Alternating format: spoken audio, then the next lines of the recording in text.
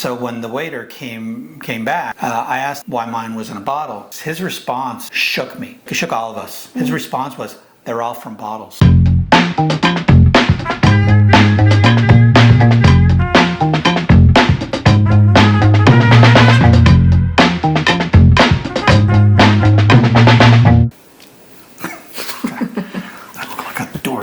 don't know why. I feel like a dork. Do I look like a dork? I look like a grandpa. That's the shirt I just bought you? Yeah. Do you not like it? You look hot and sexy. Okay. So we're going to start at the beginning. So the objective of this video. This is not going to go well. How many takes shall we take this time? Okay, hold on. Okay. The objective of this video is to share some of the stuff we liked about Portugal. Some of the stuff we didn't like at all. There's a few things. And some of the stuff that we would change if we were to do it again. So hopefully that brings you some information that would be useful. And yeah, let's just jump into it. We arrived landed in Lisbon on a Saturday morning, bright and early. Everything went well, customs went well. No issues whatsoever. Got our bags, no issues whatsoever. Got outside, decided to take a cab, and yeah.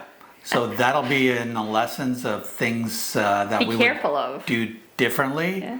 The cabs from the airport will screw you. That's just a statement. It's well known, I guess. That apparently is a well-known statement I wasn't familiar with, so you're welcome. They upcharge you. They don't. They run the meter more than it's supposed to, and they won't show you the meter. They'll turn it off. They'll turn it off. Right where they kind of arrive, they'll just quickly turn it off. At that point, it's all a matter of whether you're willing for confrontation or not. So the bottom line is take an Uber. Just FYI, the cab was like 30 or 35 euros plus tip, and when I had originally looked to do an Uber, it was like 15 euros. So that's the difference. It was double the cost taking the taxi. And of course, at that point, we didn't know any better.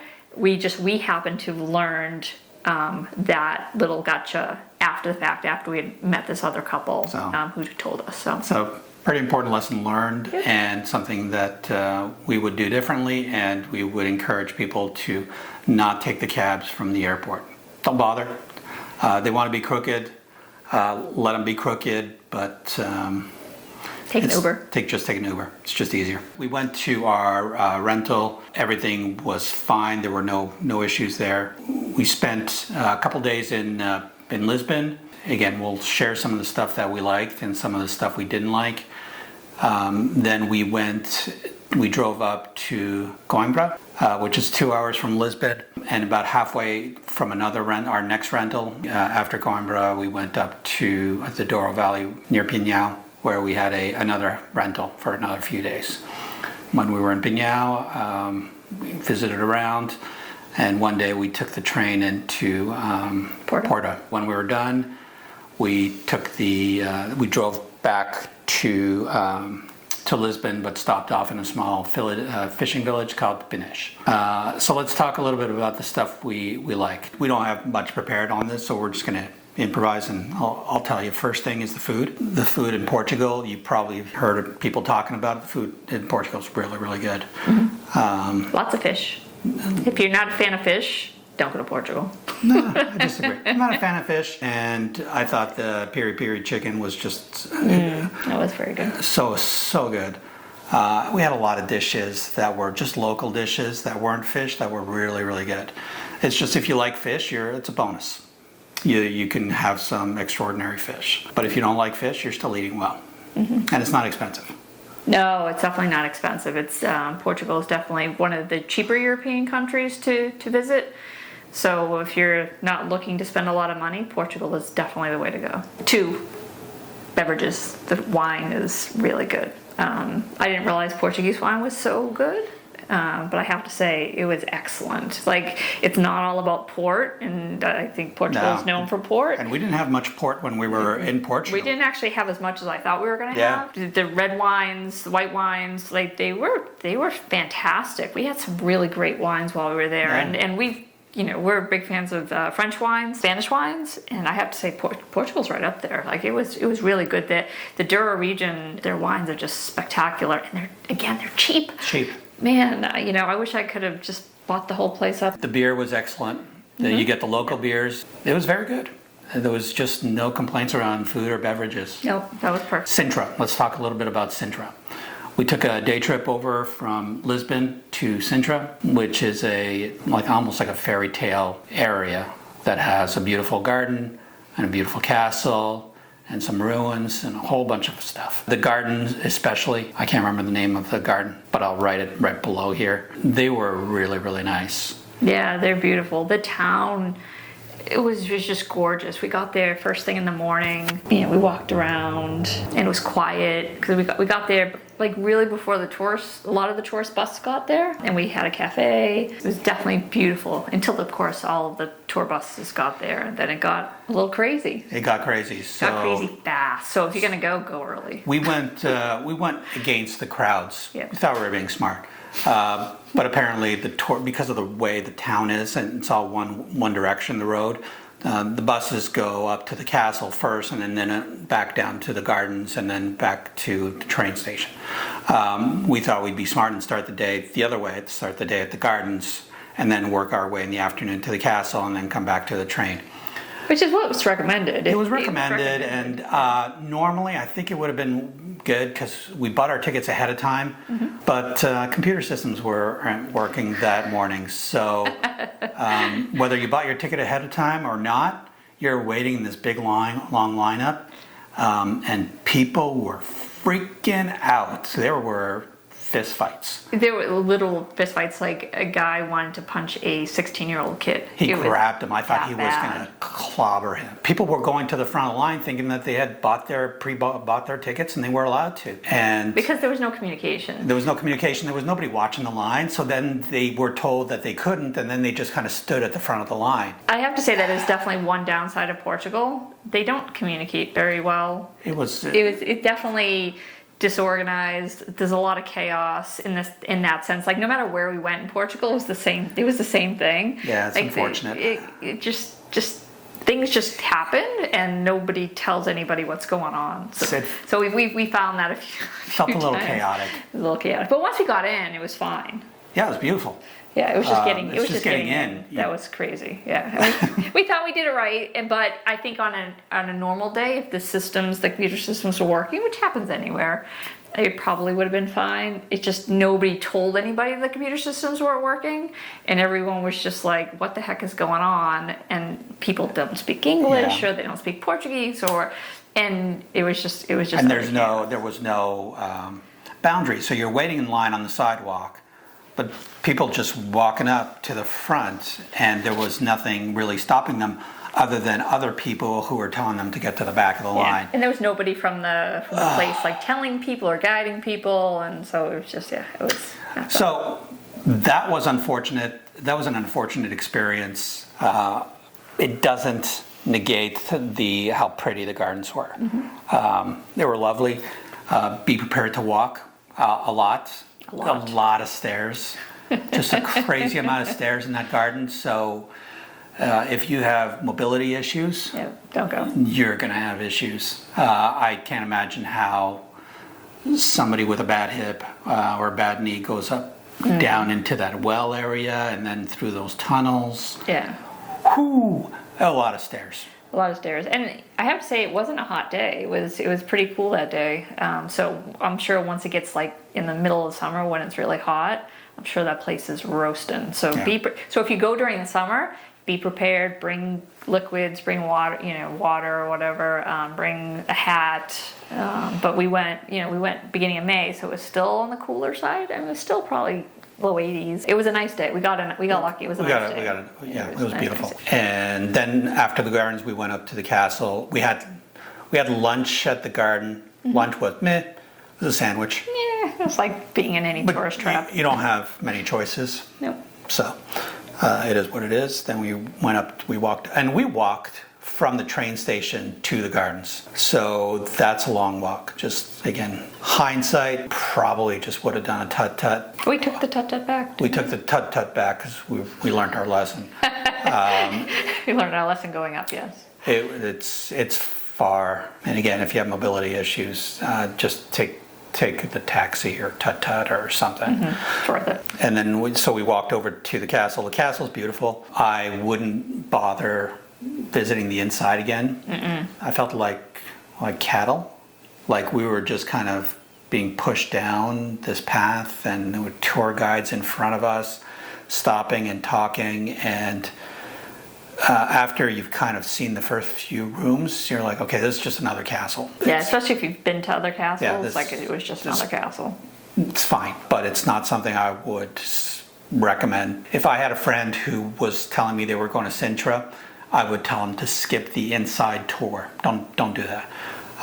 Go to the castle, take pictures on the outside. It's beautiful on the outside, walk around. But honestly, the inside, that's my 2 cents. But I find that's usually true of the inside of most castles. They're pretty on the outside, but on the inside, Yep. Just 4 walls and beds and stuff. Yeah, and that's it. And then we took the tut-tut back to the train because it's far. Yep.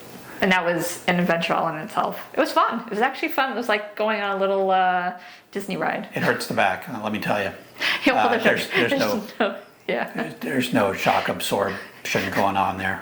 And it's this like little 3-wheeler thingy that it just, and you're going to these backs, and she was taking us through backside streets, and there's regular cars coming, and there's no doors. Like it's this open air. It was an adventure. It definitely was. There was 3 of us stuffed in the back seat. I'm a big old guy. That was not a comfortable ride, but I was glad we did it. It's more comfortable than walking down. Better than walking. And all the cars were stuck in traffic, and she was able to take these small side roads. Basically, right on the sidewalk. and get us to the train on time. Yep. So that worked out well. Lisbon overall, what are your impressions? Lisbon was a wonderful city. It was clean. It had a great nightlife, tons of restaurants. I found it had a joy. It felt like a happy, safe place. It just felt very, very friendly.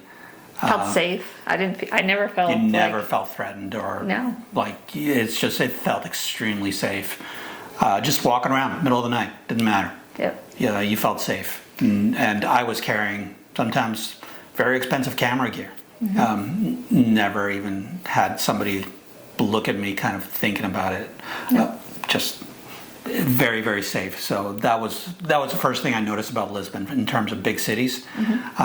If you've ever been to Paris, some places when you're walking around, you don't feel so safe. But Lisbon, we didn't experience that at all. No, we walked everywhere. We walked all around Lisbon during the day, early in the morning. If you love bakeries and cafes, and they're just everywhere.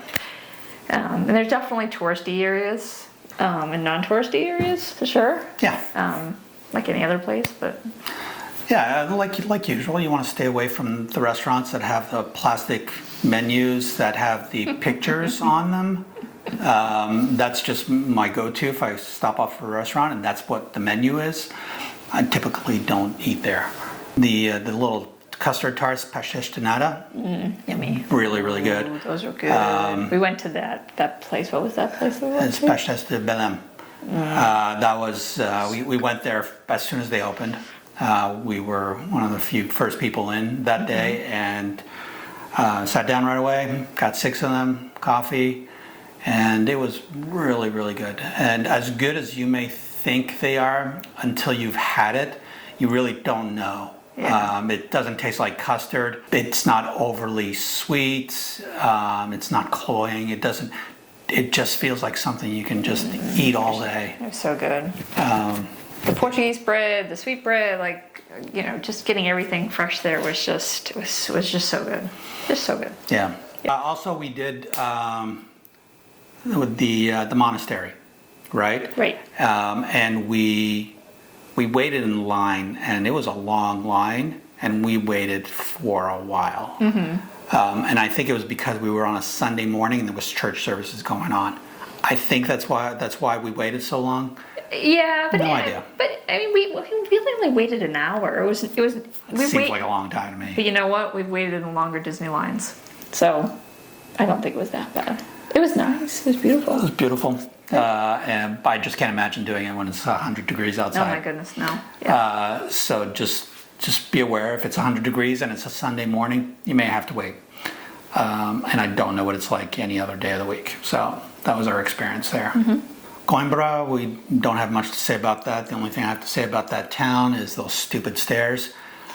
Google Maps, if you park in downtown Coimbra, If you watch any of the other videos, you'll see him climbing the stairs. So tune into his other videos because it's really, really funny. It's not funny. It is funny. So there's the town, and then there's a university.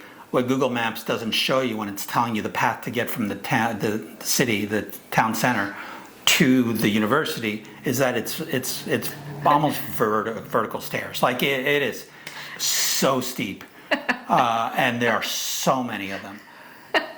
And I am old again. No, he's not. He's just making stuff up. I had Don't a listen to him. backpack that weighed 150 pounds. That was it the felt problem. like. He brought all of this crazy camera gear, and he had to climb up all the stairs with the crazy camera gear, and he was taking pictures and videos and all that along the way, and yeah, there were a lot of stairs. There's so many stairs. Just so if you can imagine a lot of stairs, multiply that by 10.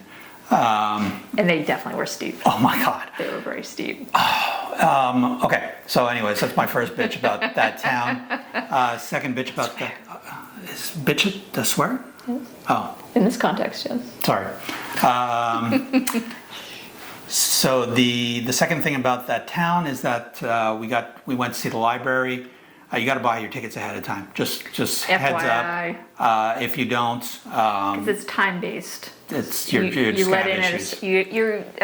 you're let in at a certain time, and because you have to go in groups because of the age of the library, and so they can only let so many people in at a time, because you can only breathe so much oxygen in that room or something. There's some weird rules, but the books are old. I mean, but it's beautiful. It's just So wow. the library itself is beautiful. They kind of trick you the first you get in, and then it's like it looks like a regular library. It looks first. There's a place with jails where they used to keep bad students, I guess. I don't know. It's like it was weird. It's weird. Then you get up to this second floor that's just like a Holding area. like a library, but just meh. Yeah, it's just like a regular library. But then they bring you up to the main attraction, but they tell you can't take pictures, you can't video.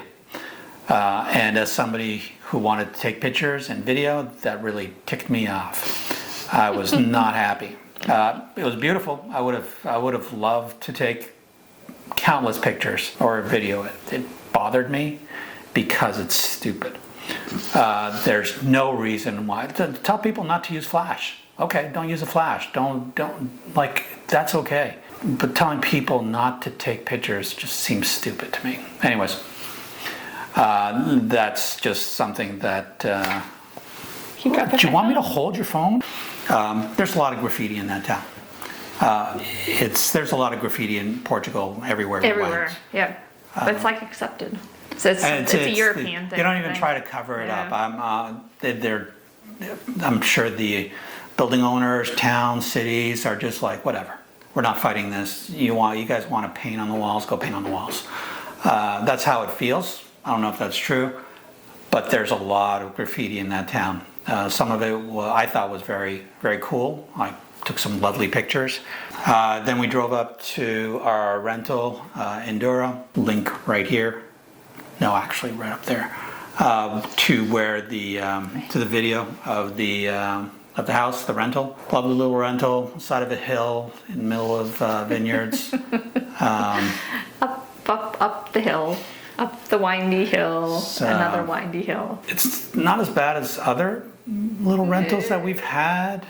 Well, no, the rental was fine. The rental itself was fine. We had some challenges in the beginning, but the person who owned the place, she was wonderful. She was absolutely wonderful and very apologetic for some of the challenges that we had, but she was wonderful. The house was wonderful. The only challenge we had with it, if you don't like driving on windy roads or you're claustrophobic or anything to do with driving like that, don't rent a place in a mountain. In a hillside. Unfortunately, the rental that we got, the road that led up to was being worked on and closed off. So we had to take a back road, which is literally a 1-car road. No, it was a 2-car road that only 1 car at a time fit up or down, and it was a 2-way street or road or dirt patch. I don't know what it was.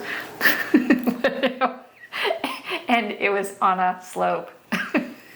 So we had to go up this back road all the way up to come all the way back down to get to the house rental, and pray to God that nobody else was coming up at the same time.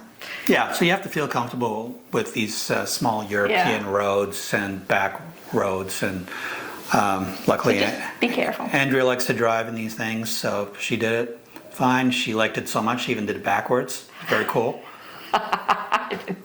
Very little swearing going on when she was doing that. It was a pleasant experience. So yeah, I can't even say that's one of the things I didn't like. No, it's just part of the experience. You can't control that. They gotta fix roads.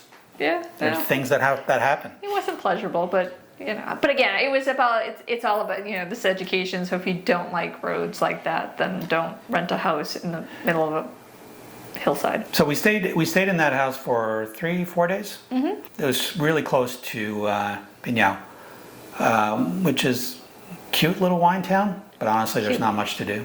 Nothing. Zero. And so that would be a lesson learned. Yeah, and we made the mistake of not booking any wine tours. Yeah, we thought we could just pop in. Yeah. Don't do that. Yeah. Everything is scheduled and pre-booked. Yeah. So which is unfortunate when you want to be like us and wing it. Mm-hmm. I thought I was going to wing it. Usually I'm a good planner, and I was like, for this stretch we'll wing it. We'll just pop our heads in and see what's available. Turns out nothing's available. Yep. We did go to one place for lunch, and lunch was really cheese board and. But that was olives. good. We learned a new drink. And right. The port and soda and club soda was really good. New cocktail. Club soda or tonic? Oh, I'm sorry, tonic soda. Tonic water. Tonic and white port. Oh, really good. With lemon. Yep. Right? Really good. Very good. Porto. So one day we took the last day in that area. We took the train over to Porto. Lovely little train ride. Probably a lot more enjoyable than driving 2 hours. Oh yeah, for sure. Because you get to look at the countryside along the way. It was relaxing. The train wasn't crowded. Yeah. A lot of stops along the way. That's probably why it took 2 hours. But it was definitely a comfortable train.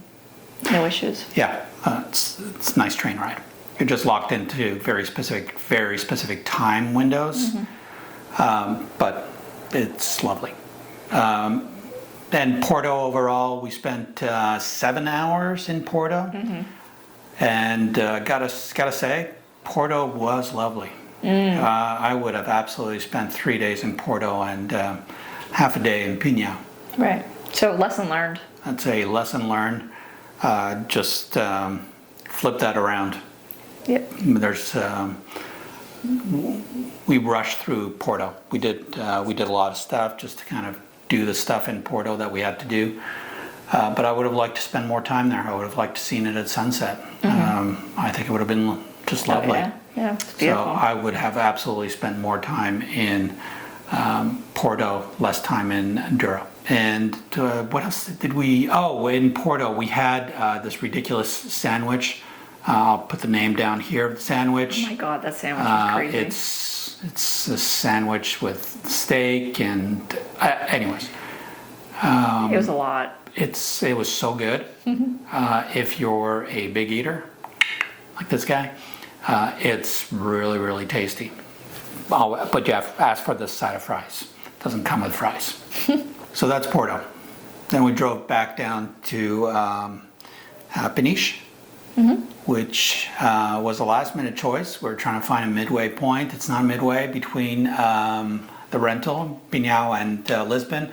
It's 3 hours from Pinhão. It's Nice little fishing town, right at the kind of the it's so if you think of the Atlantic coast, and it kind of juts out just a little bit on the Atlantic. So there's these amazing cliffs on the north side of Peniche. And we never made our way down over to the south side. So that's unfortunate. And again, it's one of the things I would do differently. I would spend more time in this little town. It was beautiful. It was very, very nice. It was really beautiful. We rushed through it, unfortunately. Well, because it was a last minute decision. We were on our way back to Lisbon, and we had to wait to kill a few hours. Yeah, we had plans that evening, so we had to get back and check into the hotel and relax a little bit before our evening reservations. But we had, oh my God, we stopped at this little restaurant, and we had this massive seafood plate. My son and I shared it, and it was just.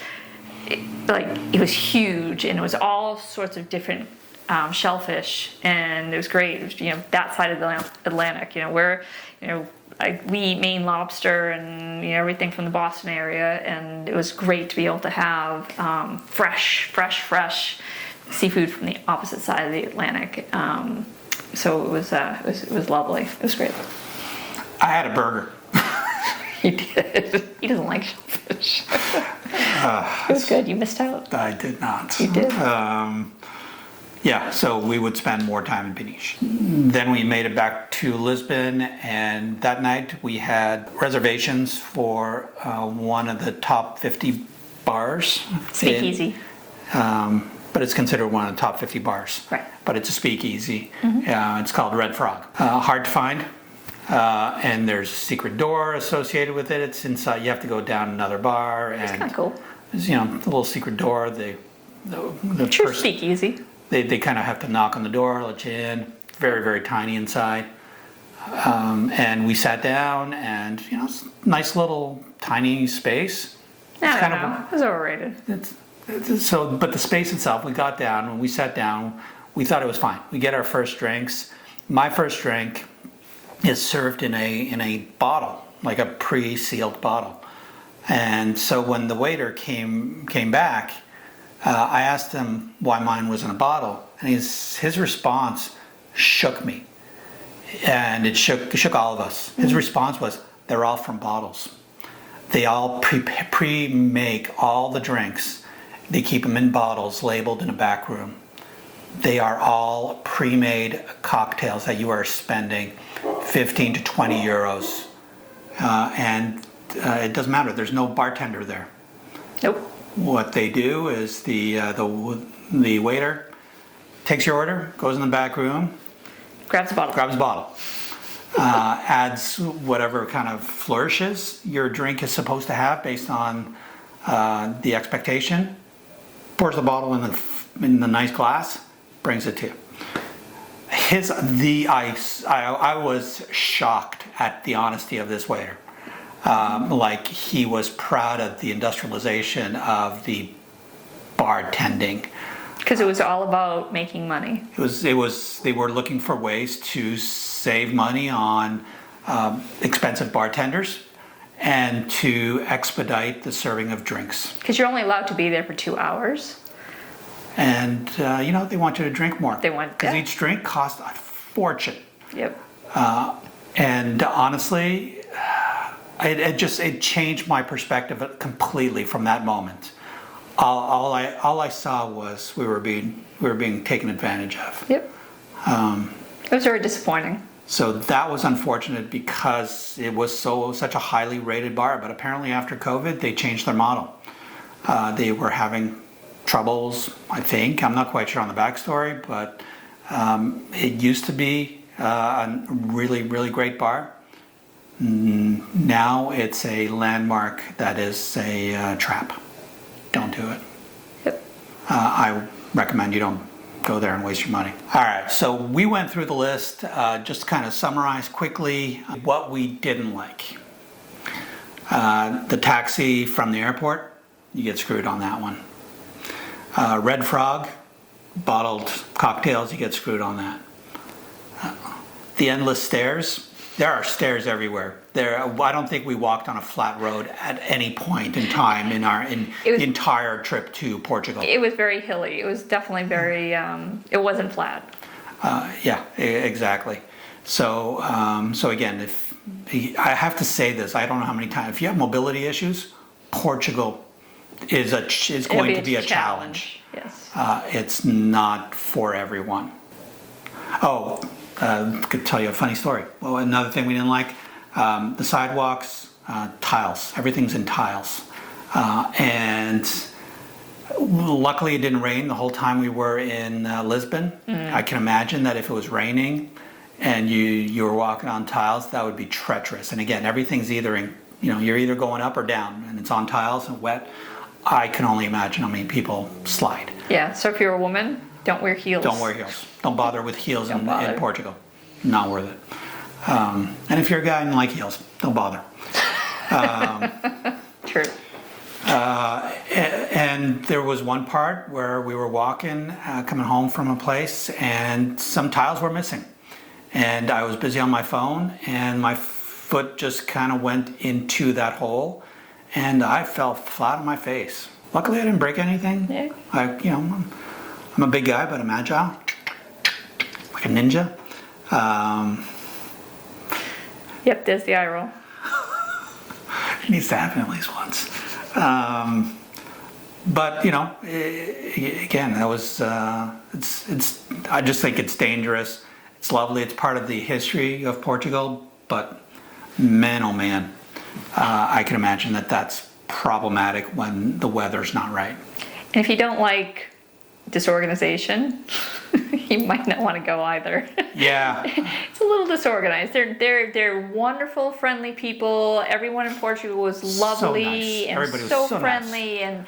But they've definitely got a lack of organization and prioritization. If you think of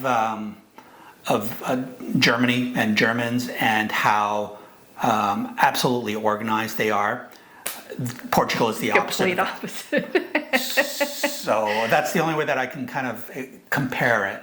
It's the complete polar opposite of how structured things in Germany are. Yeah. And as somebody who likes structured things, I definitely appreciate the whole German structure. Yeah, it's a little bit more challenging to navigate than if you're type A person like we are. But it's fine. You learn to deal with it, and you just have to work around it. That's all. It's just one of the downsides of that country, and just the way they are. It's just the way that culture is. So yeah. So what would we do differently? Yep. First thing from my perspective is we would spend more time. So spending time in Lisbon's good. I would just take a train up to Porto. Mm-hmm. I would stay in Porto. So I would split my trip between Lisbon and Porto. And I would just take a train ride over to Pinhão. Yep. Just to go visit that place, and I would pre-book all my stops. I would absolutely do that differently.